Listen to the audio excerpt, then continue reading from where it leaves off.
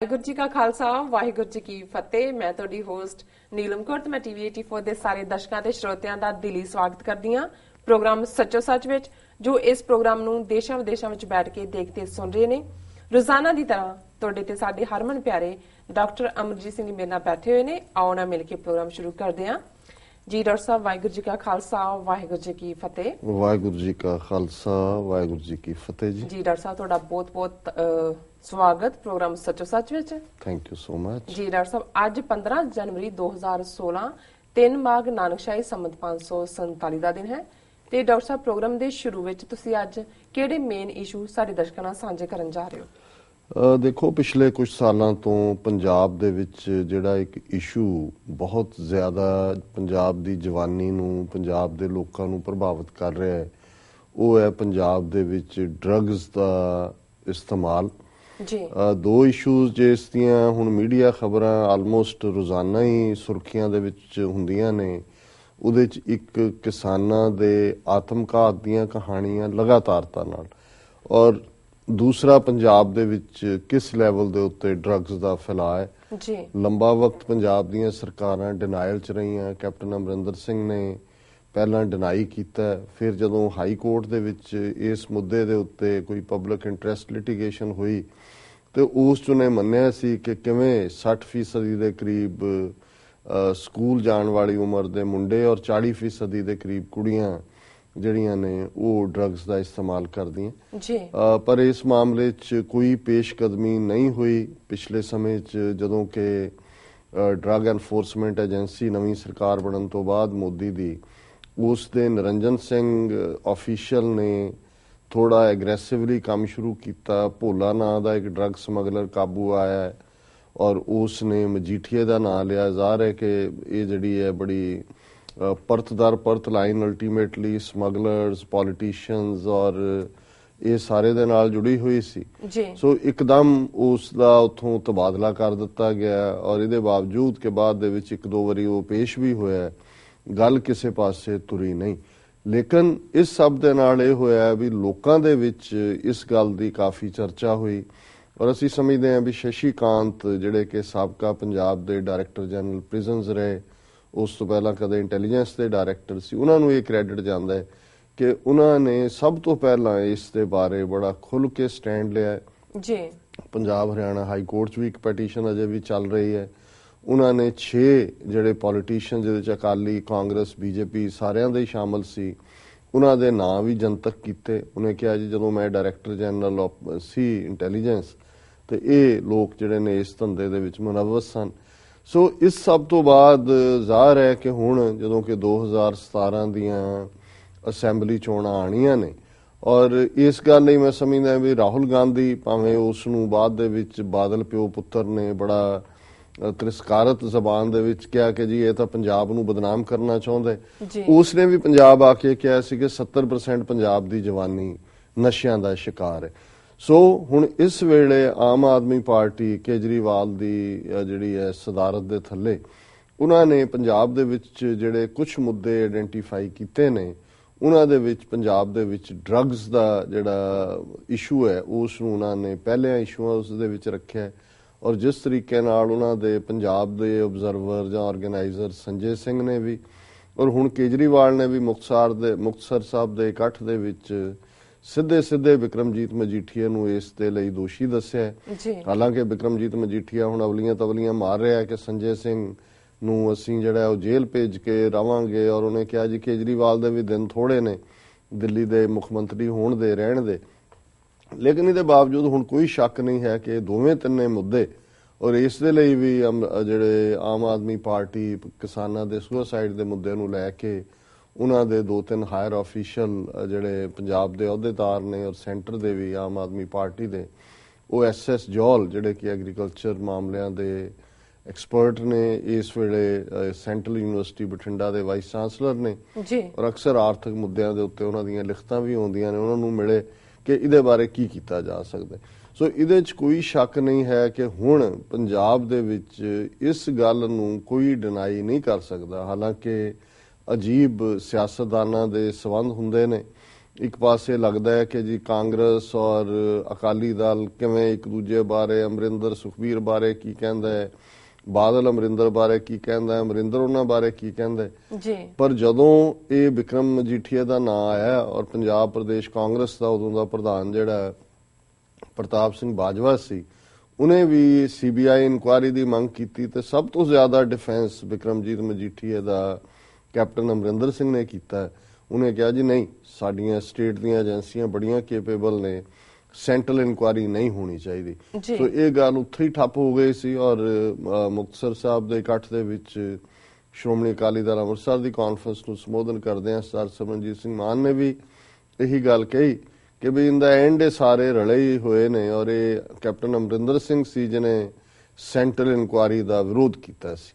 ਪਰ ਕੁੱਲ ਮਿਲਾ ਕੇ ਇਹਦੇ ਤੋਂ ਹੁਣ ਕੋਈ ਮੁਨਕਰ ਨਹੀਂ ਹੈ ਜਾਂ ਹੋ ਸਕਦਾ ਹੈ ਕਿ ਡਰੱਗਸ ਪੰਜਾਬ ਦੇ ਵਿੱਚ ਇੱਕ ਗੰਭੀਰ ਇਸ਼ੂ ਹੈ ਔਰ ਪਠਾਨਕੋਟ ਦਹਿਸ਼ਤਗਰਦ ਹਮਲੇ ਦੇ ਵੇਲੇ ਵੀ ਜਿਹੜਾ ਸਭ ਤੋਂ ਜ਼ਿਆਦਾ ਜਿਹਦੀ ਚਰਚਾ ਹੋਈ ਹੈ ਔਰ ਸ਼ਾਇਦ ਜੇ ਇਮਾਨਦਾਰੀ ਨਾਲ ਇਸ ਨੂੰ ਖੋਲਿਆ ਜਾਏਗਾ ਤੇ ਹੋਰ ਵੀ ਪਰਤਾਂ ਖੁੱਲਣਗੀਆਂ ਕਿ ਕਿਵੇਂ ਸਲਿੰਦਰ ਸਿੰਘ SP ਜਿਹੜਾ ਅੱਧੀ ਰਾਤ ਨੂੰ ਬਿਨਾਂ ਹਥਿਆਰ ਬਿਨਾਂ ਕੌਪ ਤੋਂ ਬਲੂ ਲਾਈਟ ਉੱਤੇ ਲਾ ਕੇ ਬੀਕਨ ਉਹ ਘੁੰਮ ਰਿਹਾ ਬਾਰਡਰ ਦੇ ਨੇੜੇ ਔਰ ਇਹ ਜਿਹੜੀ ਇਨਵੈਸਟੀਗੇਸ਼ਨ ਦੀਆਂ ਇਨੀਸ਼ੀਅਲ ਰਿਪੋਰਟ ਸਾਹਮਣੇ ਆ ਰਹੀਆਂ ਨੇ ਉਹਦੇ ਜ਼ਾਹਰ ਹੈ ਕਿ ਇਹ ਡਰੱਗਸ ਦੇ ਨਾਲ ਸੰਬੰਧਿਤ, ਕਿਉਂਕਿ ਡਰੱਗਸ ਔਰ ਵੈਪਨ ਦੀ ਜਿਹੜੀ ਤਸਕਰੀ ਹੈ ਇਹ ਟੁਗੇਦਰ ਹੁੰਦੀ ਹੈ ਔਰ ਇਹ ਵੀ ਆਇਆ ਵੀ ਜਿਹੜਾ ਅੱਧੀ ਰਾਤ ਨੂੰ ਉੱਥੋਂ ਮੁੜਨ ਤੋਂ ਬਾਅਦ ਜਿਸ ਵਜ਼ੀਰ ਦੇ ਕੋਲ ਇਹ ਗਿਆ ਉਹ ਸੁੱਚਾ ਲੰਗਾ ਸੀ ਜਿਹੜਾ ਕਿ ਅਗੇਨ ਵਿਕਰਮਜੀਤ ਮਜੀਠੀਆ ਦਾ ਵੀ ਨੇੜੂ ਹੈ ਔਰ ਇਹ ਅਕਾਲੀਆਂ ਦਾ ਹੀ ਜਿਹੜਾ ਸਾਰਾ ਨੈਟਵਰਕ ਹੈ। ਹੁਣ ਇਸ ਮਾਮਲੇ ਦੇ ਵਿੱਚ ਕਿਉਂਕਿ ਪੋਲੀਟੀਕਲ ਚਰਚਾ ਸੀ, ਪੰਜਾਬ ਹਰਿਆਣਾ ਹਾਈ ਕੋਰਟ ਨੇ ਵੀ ਲਗਾਤਾਰਤਾ ਨਾਲ ਇਸ ਮੁੱਦੇ ਨੂੰ ਹਾਈਲਾਈਟ ਕਰੀ ਰੱਖਿਆ ਔਰ ਹੁਣ ਇੱਕ study all India institute of medical sciences ਦੇ ਜਿਹੜੀ ਹੈ ਇੱਕ ਰਿਸਰਚਰਸ ਦੀ ਆਈ ਹੈ ਜਿਹੜੀ ਅੱਖਾਂ ਖੋਲਣ ਵਾਲੀ ਹੈ ਕਿ ਪੰਜਾਬ ਦੇ ਵਿੱਚ ਡਰੱਗਸ ਦੀ ਵਰਤੋਂ ਕਿਸ ਲੈਵਲ ਤੇ ਹੈ। ਮੈਂ ਉਸ ਰਿਪੋਰਟ ਦਾ ਤਾਂ ਵੇਰਵੇ ਨਾਲ ਜ਼ਿਕਰ ਨਹੀਂ ਕਰਾਂਗਾ ਪਰ ਉਹਨੂੰ ਹੀ ਕੰਸੋਲੀਡੇਟ ਕਰਕੇ ਇੰਗਲਿਸ਼ ਟ੍ਰਿਬਿਊਨ ਨੇ ਅੱਜ ਜਿਹੜਾ ਆਪਣਾ ਐਡੀਟੋਰੀਅਲ ਲਿਖਿਆ ਉਹ ਅਹਿਮੀਅਤ ਵਾਲਾ ਹੈ ਕਿ ਹੁਣ ਇਸ ਨੂੰ ਅੰਡਰ ਦਾ ਕਾਰਪੇਟ ਨਹੀਂ ਕੀਤਾ ਜਾ ਸਕਦਾ। ਇਸ਼ੂ ਪੋਲੀਟੀਕਲ ਅਰੀਨਾ 'ਚ ਹੈ ਔਰ ਆਉਣ ਵਾਲੀਆਂ ਅਸੈਂਬਲੀ ਚੋਣਾਂ 'ਚ ਬਾਦਲਕਿਆਂ ਨੂੰ ਇਸ ਦਾ ਖਮਿਆਜ਼ਾ ਭੁਗਤਣਾ ਪਏਗਾ ਕਿਉਂਕਿ ਇਸ ਵੇਲੇ ਪੰਜਾਬ ਦੇ ਸਭ ਤੋਂ ਵੱਡੇ ਜਿਹੜੇ ਇਹ ਡਰੱਗ ਰੈਕਟ ਦੇ ਕਰਤੇ ਧਰਤੇ ਨੇ ਇਹ ਬਾਦਲ ਟੱਬਰ ਦੇ ਜਿਹੜੇ ਨੇ ਮੈਂਬਰ ਨੇ। ਸੋ ਇਸ ਐਡੀਟੋਰੀਅਲ ਦਾ ਸਿਰਲੇਖ ਹੈ ਪੰਜਾਬ's drug problem, aims, revelations, court strictures and unresponsive government। aims all India Institute of Medical Sciences ਕਿ ਉਸਨੇ ਜਿਹੜੇ ਰਿਵੀਲ ਕੀਤੇ ਨੇ ਤੱਥ ਪ੍ਰਗਟ ਕੀਤੇ ਨੇ ਅਦਾਲਤ ਵੱਲੋਂ ਬਾਰ-ਬਾਰ ਜਿਹੜੇ ਹੈ ਉਹ ਇਸ ਦੇ ਉੱਤੇ ਨਾ ਪੱਖੀ ਟਿੱਪਣੀਆਂ ਕੀਤੀਆਂ ਜਾਂਦੀਆਂ ਸਟਰਕਚਰ ਔਰ ਪੰਜਾਬ ਦੀ ਸਰਕਾਰ ਜਿਹੜੀ ਉਹ ਕੁੰਭ ਕਰਨੀ ਨਹੀਂ ਸੁੱਤੀ ਹੋਈ ਹੈ। An AIM study has found Punjabis spend ₹7,500 crore annually on drugs, a massive ₹6,500 crore on heroin alone। ਕਿ ਇਹ ਹੁਣ ਮੈਂ all India institute of medical sciences ਨੂੰ ਏਮਸ ਹੀ ਪੜਾਂਗਾ, ਉਹਦਾ ਬਰੀਫ ਐਬਰੀਵੇਸ਼ਨ ਹੈ। ਟ੍ਰਿਬਿਊਨ ਐਡੀਟੋਰੀਅਲ ਕਹਿੰਦਾ ਕਿ ਏਮਸ ਦੇ ਇੱਕ ਅਧਿਐਨ ਦੇ ਮੁਤਾਬਕ ਪੰਜਾਬੀ ਜਿਹੜੇ ਨੇ ਸਾਲ ਦੇ ਵਿੱਚ 7,500 ਕਰੋੜ ਰੁਪਈਆ ਡਰੱਗਸ ਦੇ ਉੱਤੇ ਖਰਚ ਕਰਦੇ ਨੇ ਔਰ ਇਹਦੇ ਚੋਂ 6,500 ਕਰੋੜ ਸਿਰਫ ਹੈਰੋਇਨ ਦੇ ਉੱਤੇ। ਔਰ ਹੈਰੋਇਨ ਇੰਨਾ ਖਤਰਨਾਕ ਨਸ਼ਾ ਹੈ ਜੀ, ਯਾਦਾਸ਼ਤ ਖਤਮ ਹੋ ਜਾਂਦੀ ਹੈ, ਉਮਰ ਨਹੀਂ ਰਹਿੰਦੀ ਔਰ ਜਵਾਨੀ ਸਭ ਤੋਂ ਜ਼ਿਆਦਾ ਇਸ ਦੇ ਪਿੱਛੇ ਲੱਗੀ ਹੋਈ ਹੈ। Some 2.3 lakh of them are opioid dependent and 1.23 lakh are addicted to heroin। ਕਿ 2.3 ਲੱਖ ਜਿਹੜੇ ਲੋਕ ਨੇ ਉਹ ਅਫੀਮ ਦੇ ਉੱਤੇ ਡਿਪੈਂਡ ਕਰਦੇ ਨੇ ਜਾਂ ਉਹਨਾਂ ਨੂੰ ਅਫੀਮ ਲੱਗੀ ਹੋਈ ਹੈ ਔਰ 1.23 ਲੱਖ ਜਿਹੜੇ ਨੇ ਉਹ ਹੈਰੋਇਨ ਦੇ ਆਦੀ ਨੇ which passes through the Pakistan border। ਇਹ ਪਾਕਿਸਤਾਨ ਦੇ ਬਾਰਡਰ ਤੋਂ ਆਉਂਦੀ ਹੈ ਜੀ। Apart from the financial outgo and the personal pain of parents, the manpower loss to Punjab's economy on account of young ones, 76% addicts are aged between 18 and 35। ਹੁਣ ਅੰਦਾਜ਼ਾ ਲਾ ਲਓ ਕਿ 18 ਤੋਂ 35 ਸਾਲ ਦੀ ਉਮਰ ਦੇ 70% ਜਿਹੜੇ ਨੇ ਐਡਿਕਟ ਜਿਹੜੇ ਨਸ਼ੇੜੀ ਨੇ ਉਹ ਇਸ ਉਮਰ ਦੇ ਨੇ ਜੀ। Taking to drugs needs further research to appreciate the seriousness of the issue. ਕਿ ਇਹਦੇ ਨਾਲ ਜੋ ਦੁੱਖ ਪੇਰੈਂਟਸ ਨੂੰ ਹੁੰਦਾ ਹੈ, ਮੈਨ ਪਾਵਰ ਜਾਂਦੀ ਹੈ, ਔਰ ਉਹਨੇ ਕਿਹਾ ਵੀ ਅਜੇ ਇਸ ਬਾਰੇ ਹੋਰ ਵੀ ਗੰਭੀਰ ਸਟੱਡੀ ਦੀ ਲੋੜ ਹੈ ਤਾਂ ਕਿ ਪਤਾ ਲੱਗੇ ਕਿ ਇਸ ਦੀ ਕਿੰਨੀ ਗੰਭੀਰਤਾ ਹੈ। The Punjab Chief Minister and his deputies have over the years either remained in a denial mode or tried to play down the drug menace. Punjab ਦੇ ਮੁੱਖ ਮੰਤਰੀ ਤੇ ਡਿਪਟੀ ਮੁੱਖ ਮੰਤਰੀ ਨੇ The Punjab Chief Minister and his deputy have over the years either remained in a denial mode or tried to play down the drug menace. Punjab ਦੇ ਮੁੱਖ ਮੰਤਰੀ ਤੇ ਉਸ ਦੇ ਡਿਪਟੀ ਉਪ ਮੁੱਖ ਮੰਤਰੀ ਨੇ ਲੰਬਾ ਵਕਤ ਇਸ ਨੂੰ ਜਿਹੜਾ ਹੈ ਬੜਾ ਪਲੇ ਡਾਊਨ ਕੀਤਾ ਹੈ ਡਰੱਗ ਮੈਨੇਸ ਨੂੰ, ਜਾਂ ਇਸ ਤੋਂ ਇਨਕਾਰੀ ਰਹੇ ਨੇ। The opposition Congress took up the issue only after Rahul Gandhi made an off-the-cuff remark in October 2012 that 70% youth in Punjab consume drugs. Congress ਨੇ ਵੀ ਇਸ ਇਸ਼ੂ ਨੂੰ ਉਦੋਂ ਹੀ ਚੁੱਕਿਆ ਜਦੋਂ ਕਿ ਅਕਤੂਬਰ 2012 ਦੇ ਵਿੱਚ ਰਾਹੁਲ ਗਾਂਧੀ ਨੇ ਇਹ ਕਿਹਾ ਸੀ ਕਿ 70% ਨੌਜਵਾਨ ਪੰਜਾਬ ਦੇ ਡਰੱਗਸ ਦਾ ਇਸਤੇਮਾਲ ਕਰਦੇ ਨੇ। When the Polar drug racket erupted and Punjab Minister Majeethia was questioned by Enforcement Directorate, there was a vociferous demand for a CBI inquiry given the doubts about the ED efficacy under Arun Jaitley. However, Captain Amrinder Singh opposed the CBI inquiry and the matter died down. ਕਿ ਵੀ ਜਦੋਂ ਮਜੀਠੀਆ ਦਾ ਨਾਂ ਆਇਆ ਔਰ CBI inquiry ਦੀ ਮੰਗ ਹੋਈ, ਅਮਰਿੰਦਰ ਸਿੰਘ ਨੇ ਉਹਨੂੰ oppose ਕੀਤਾ ਔਰ ਗੱਲ ਉੱਥੇ ਹੀ ਮੁੱਕ ਗਈ। ਮੈਂ ਪਹਿਲਾਂ ਹੀ ਮੈਂਸ਼ਨ ਕਰ ਦਿੱਤੇ ਜੀ। Now Aam Aadmi Party has politically revived ਦਾ ਇਸ਼ੂ। ਹੁਣ ਸਿਆਸੀ ਤੌਰ ਤੇ ਆਮ ਆਦਮੀ ਪਾਰਟੀ ਨੇ ਇਹਨੂੰ ਰਿਵਾਈਵ ਕੀਤਾ।